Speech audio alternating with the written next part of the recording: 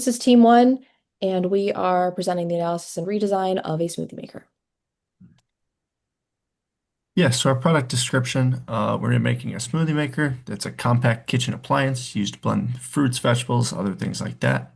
It has a plastic exterior and a high-speed blade assembly inside.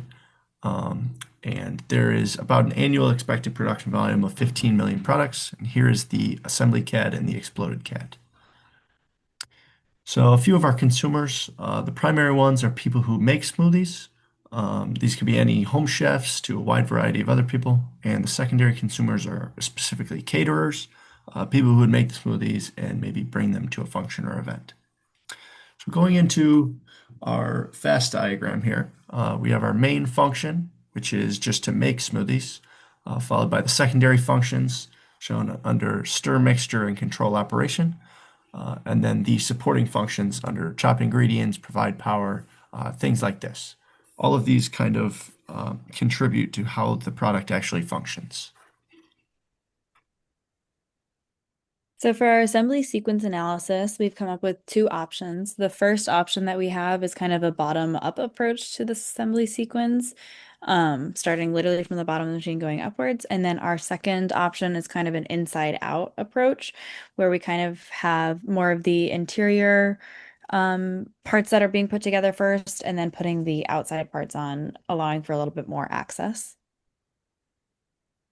For our assembly sequence analysis table, we have the comparison between these two options. And as you can see, option two is winning, particularly in the ease of fastening joining group, the ease of testing sub-assemblies, and the ease of assembling in parallel. So therefore, we're going to move forward with our assembly option two. This is our function component mapping matrix. Each component serves two or more functions, and we will use this matrix as the basis for the product family design. And here's the smoothie maker bomb. It includes plastic and rubber parts for molding, as well as stainless steel components made by CNC machining. The total unit cost is about $38.60.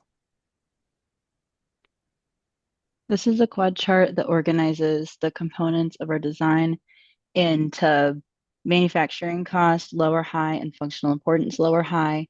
If a part has low cost and low importance, it's considered potentially eliminated, and a high cost and high importance may need to be redesigned. Yeah, so that leads into our function differentiation table, basically saying what is the same between our primary and secondary consumer groups and what is different. These are basically derived from that fast diagram as well. The component commonality table splits the components up again in terms of platform components, which are used uniformly among all customer groups, and modular components, which are maybe used or not used depending upon the consumer's intended needs. These are justified based on the matrix as well as their cost in the BOM.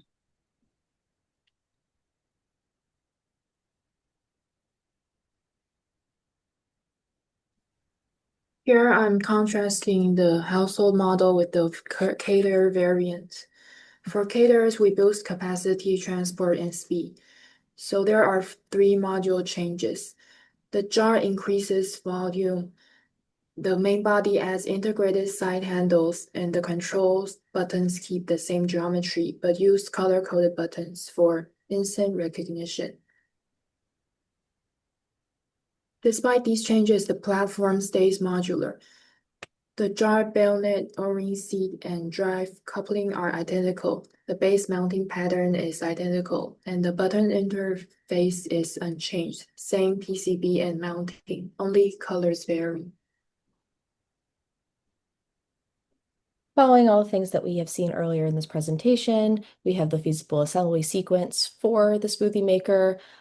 We see in tandem the tap components and the main body being assembled together, and then some of our more adjustable and modular components get added on into the system. Here's the product family assembly diagram.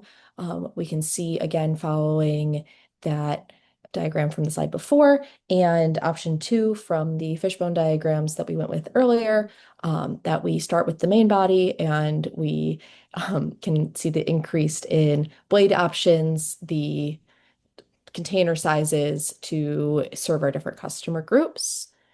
Moving from this based off of option 2 into the other product family assembly diagram. It's not a big difference, but it's a more optimized version.